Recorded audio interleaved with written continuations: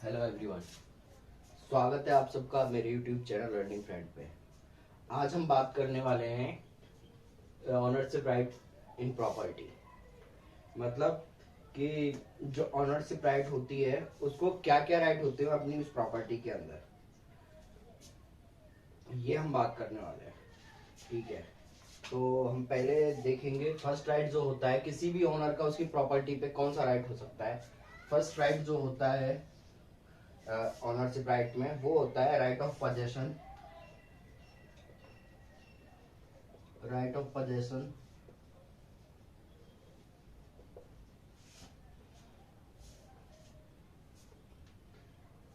ठीक है, पहला राइट ये होता है right of possession. Right of possession का मतलब हो गया कि जो भी प्रॉपर्टी का ऑनर है, owner has right to possess the property which he owns। Law protects his right of ownership and possession. ठीक है, मतलब कि किसी भी प्रॉपर्टी पे ऑनर का उसको पोजेशन करने का, उसमें रहने का, उस राइट को बोलते हैं राइट ऑफ पोजेशन। इस इस लॉ को राइट ऑफ ओनरशिप और पोजेशन बोलते हैं। ठीक है, राइट ऑफ पोजेशन बोलते हैं ऑनरशिप के राइट में, जिसमें कोई भी ऑनर और हाँ, किसी भी पूरी दुनिया में कहीं भी अगर उसकी प्रॉपर्टी है तो उसको उस प्रॉपर्टी पे हक जमाने का, उसमें रहने का, उसमें कंस्ट्रक्शन करने का राइट होता है। तो पहला राइट हो गया right of possession. Second right होता है राइट सेकेंड होता है right to user and enjoy the property permanently.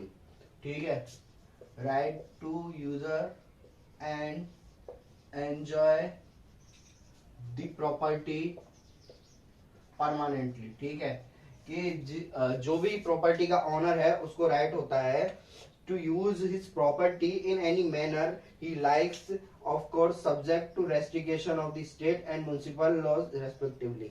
ठीक है, कि मतलब जो भी ऑनर है उसको राइट होता है कि जो उसकी प्रॉपर्टी है, पूरा हक होता है उसकी प्रॉपर्टी को एंजॉय करने का, उस प्रॉपर्टी में वो कुछ भी कर सकता है। लेकिन जो भी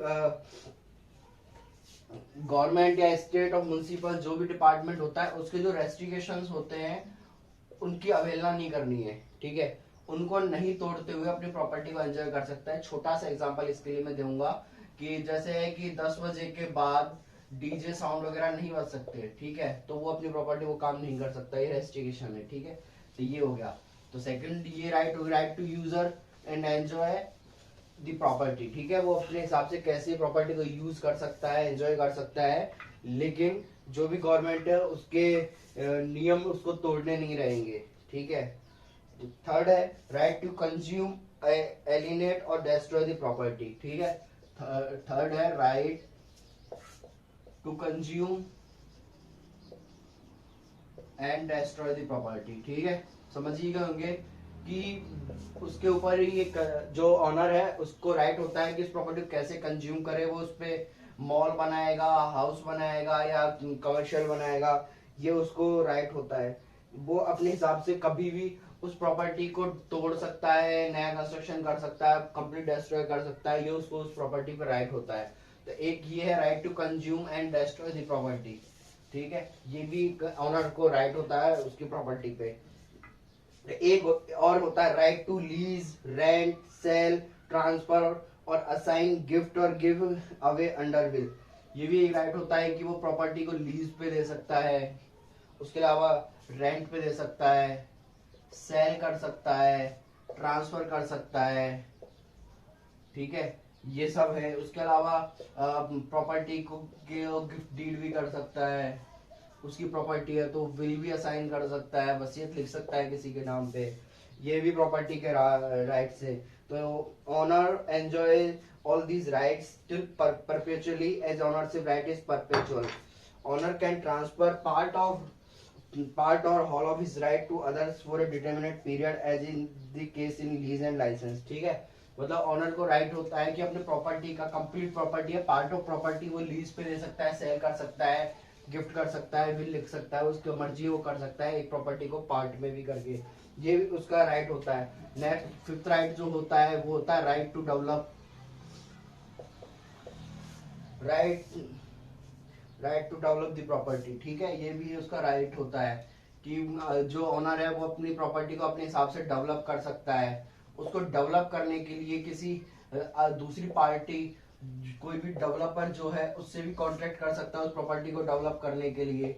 इस तरह से अपनी प्रॉपर्टी में डेवलपमेंट करने के लिए, उसको डेवलप करने के लिए जो ओनर है वो कर सकता है, कोई भी एग्रीमेंट या कुछ भी डेवलपमेंट वो उसमें कर सकता है। उसके अलावा जो है, जो नेक्स्ट राइट आता है वो होता है हेरिटेबल राइट, ठीक है। हेरिटेबल राइट में क्या होता है कि कोई भी ओनर अपनी प्रॉपर्टी को उसके बाद एक विल लिख के वसीयतनामा लिख के उस प्रॉपर्टी का राइट किसी को भी दे सकता है। इस राइट को बोलते हैं हम हेरिटेबल राइट, ठीक है। ये भी उस प्रॉपर्टी पे उसका पूरा राइट होता है। उसके अलावा नेक्स्ट जो राइट होता है, जो लास्ट राइट है, वो है रेजिडुअरी राइट। रेजिडुअरी राइट, ये एक राइट है। ये क्या कहता है, the owner of property holds residuary powers in case of lease, licence और mortgage. Residuary rights are permanently held by the owner unless the same are sold और gifted, ठीक है। रेजिडुअरी राइट का मतलब है कि कोई प्रॉपर्टी लीज पे है या लाइसेंस और मॉर्गेज करी हुई है, परमानेंट उसको करी हुई है, मॉर्गेज करी हुई है, ठीक है, तो उसपे उसका राइट तो होता है ओनर का। लेकिन अगर जैसे कोई प्रॉपर्टी मॉर्गेज है, वो लीज का जो भी चार्ज है वो नहीं देता है या मॉर्गेज से नहीं निकलवाता है, तो उस प्रॉपर्टी पे जिसने लीज दे रखी है या मॉर्गेज करी हुई है उसका राइट हो जाता है। ये होता है रेजिडुअरी राइट्स। तो ये सारे राइट्स थे जो कि ओनरशिप राइट्स के अंतर्गत आते हैं। ओनरशिप राइट का मतलब ये होता है। तो आपको ओनरशिप राइट के बारे में अच्छे से पता चला होगा कि आपकी प्रॉपर्टी पे आपके क्या क्या हक है, आप क्या क्या कर सकते हो। वीडियो पसंद आई हो तो लाइक कर दें। Thank you.